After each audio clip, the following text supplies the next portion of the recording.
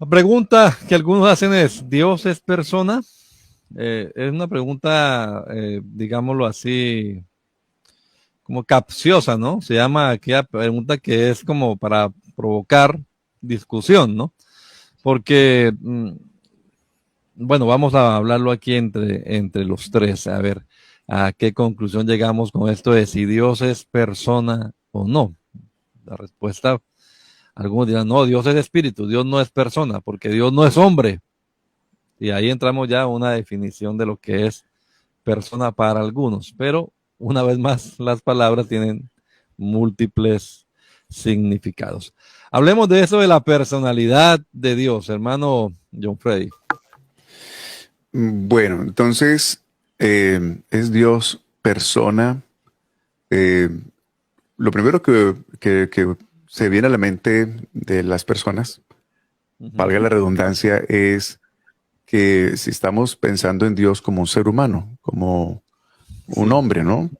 Uh -huh. Pero realmente la palabra persona no significa exactamente un individuo, un ser humano, sino podríamos llamarle como eh, algo, o más bien un ente, vamos a decir, O un ser, o en este caso, perdón, también, un o ser un que ser posee. que posee una personalidad, ¿no? Tiene emociones, tiene una individualidad, una racionalidad. Entonces, eso le hace una persona en ese sentido, ¿no?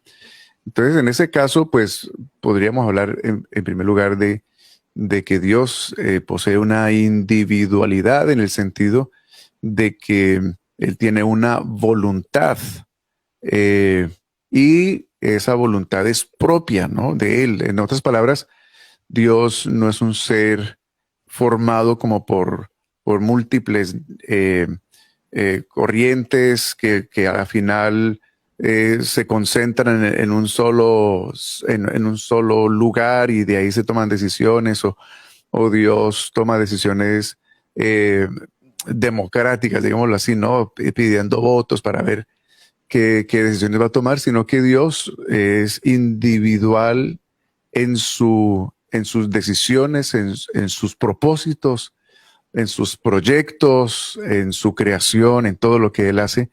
Eh, él, él es un ser inteligente con una voluntad y Uh -huh. tiene también una capacidad o una habilidad de razonar, ¿no? De pensar. Eh, entonces ahí tenemos un versículo que se encuentra Sí, eh, eso es Romanos. en, en Romanos Romanos capítulo 12, capítulo ¿no? 12, versículo 2, nada más Mm, para mostrar la expresión buena voluntad, ¿no? Que es frecuente además en la Biblia, ¿no? La sí, voluntad de sí. Dios. Uh -huh. Entonces eso, la voluntad de Dios, el deseo de Dios, Uh -huh. el propósito de Dios, que es El lo que querer. Dios tiene en su mente como un plan, ¿cierto? Uh -huh. Y entonces eso, esa habilidad de razonar, pues hace que, que Dios sea un ser coherente, un ser cuyas decisiones son inteligentes, es uno capaz de comprenderlas Razonar. porque Dios no es caótico en su manera de pensar, no simplemente hace las cosas al azar y lo que pase pues está bien, sino que es consecuente con sus proyectos y sus diseños, ¿no? Porque Él es un ser inteligente. Por ejemplo, ahí dice, estamos viendo en Isaías Isaías, 1:18. capítulo 1:18, dice, venid luego, dice Jehová, y estemos a cuenta. Uh -huh. Aunque vuestros pecados fueren como la grana, como la nieve serán emblanquecidos.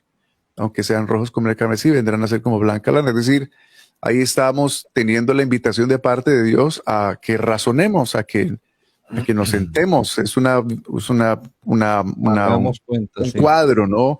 En donde se ve a Dios llamando, en este caso a Israel, y diciéndole, venga, sentémonos y vamos a ponernos a cuentas y vamos a razonar sobre esto, ¿no?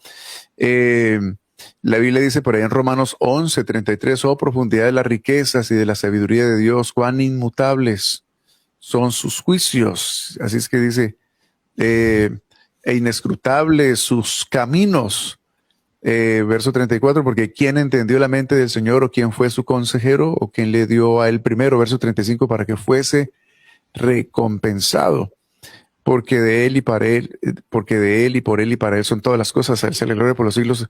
Amén. Entonces, aunque Dios es un ser inteligente y es un ser racional, pues Él es Dios. Eso significa que Él tiene todo el conocimiento absoluto y los seres humanos estamos limitados en ese conocimiento.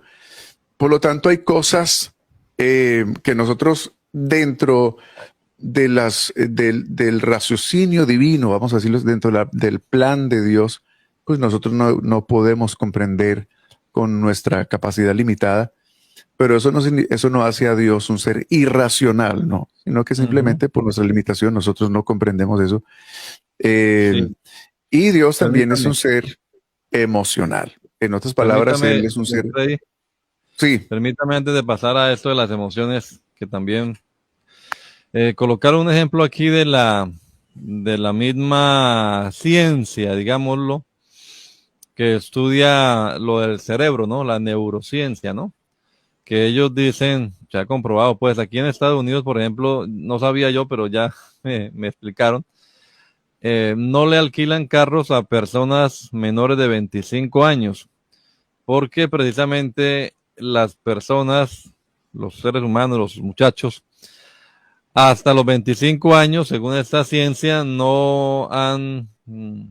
hay una cosa que se llama la plasticidad cerebral, ¿no? Entonces, que el cerebro está en desarrollo y va cambiando de manera de, digámoslo así, relacionarse la neurona y todo tiene su explicación científica, pero la cuestión es que una persona a los 30 años no piensa igual que un muchacho a los 19, ¿ya?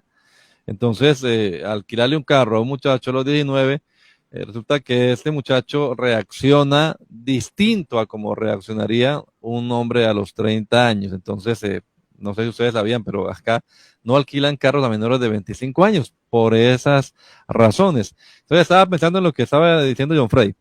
Eh, ¿Cómo comprender nosotros lo de Dios? Nosotros podría alguien pensar, no, es que Dios es un ser irracional, como decía John Frey, sí, pero es que nuestra mentalidad no es la de Dios. Es como un niñito de 7 años, 6 años, juzgar las acciones o las decisiones de su padre, por ejemplo, 40, 35 años, y decirle, es que usted es irracional, no sé cómo, cómo piensa usted.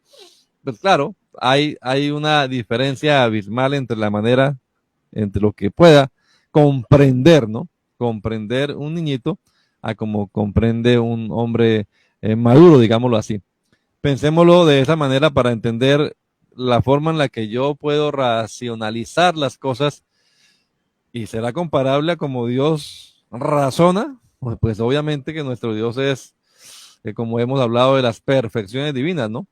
Tiende pues a lo infinito en esa capacidad racional e inteligente, así que pues no podemos nosotros comprender del todo. Alguien decía, si lo comprendemos, entonces ya no es Dios, porque lo comprendimos absolutamente, ¿no?